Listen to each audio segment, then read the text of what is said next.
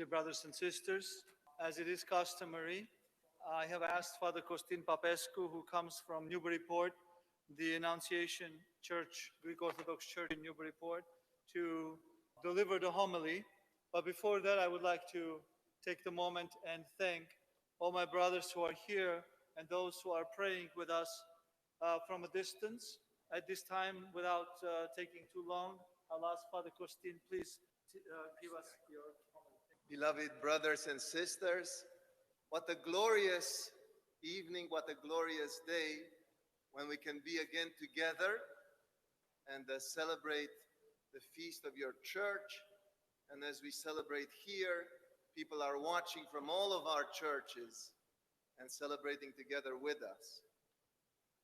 Whenever we come to a church whose feast is celebrated, it makes no sense to tell you the story of the feast because you know it better than we do.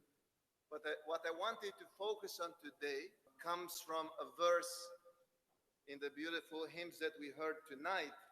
Vathe ton son mysterion agni. How wondrous are your mysteries, O pure one.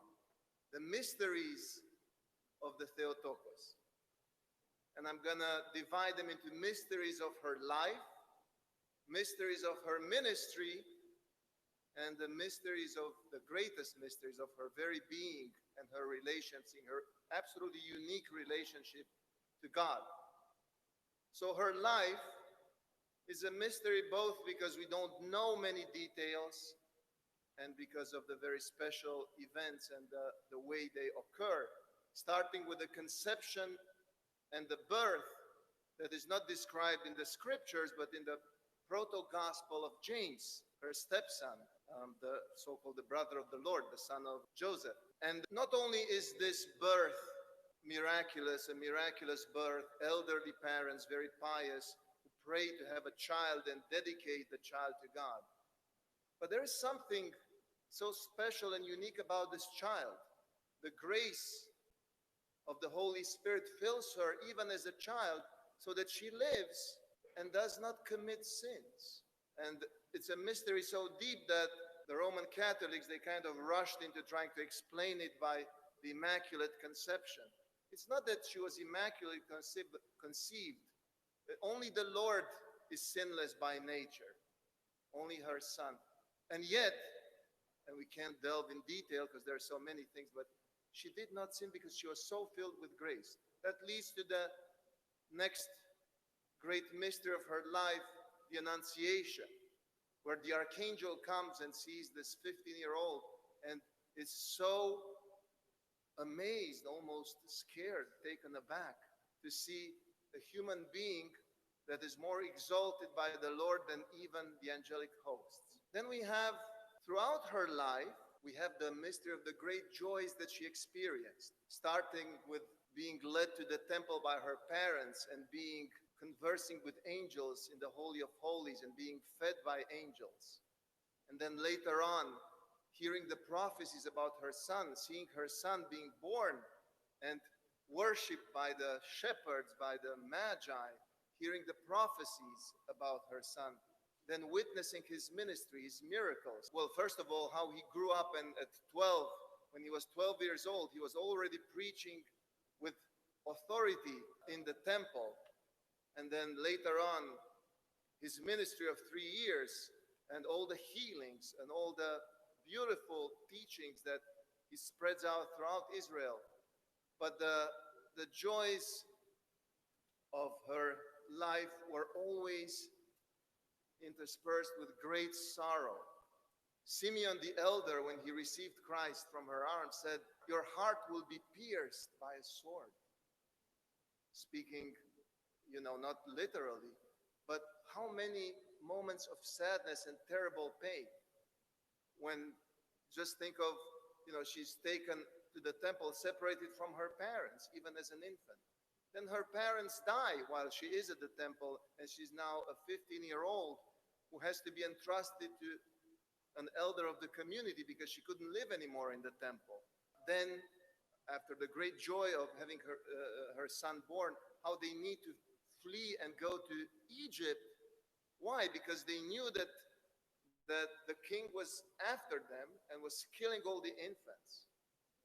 Just as a parallel, think about this. Nowadays we struggle so much as a society with abuses of authority, terrible abuses, and she has to leave the country, become a stranger in a strange land and not a friendly land. And then finally she hears from the angel that she can return, but even then they're afraid. And then at some point Joseph dies, so now she is raising the children by herself. Many difficult moments. And of course, first and foremost, when she sees her beloved son on the cross, humiliated and crucified. But there's more. There is a whole aspect of ministry in her life.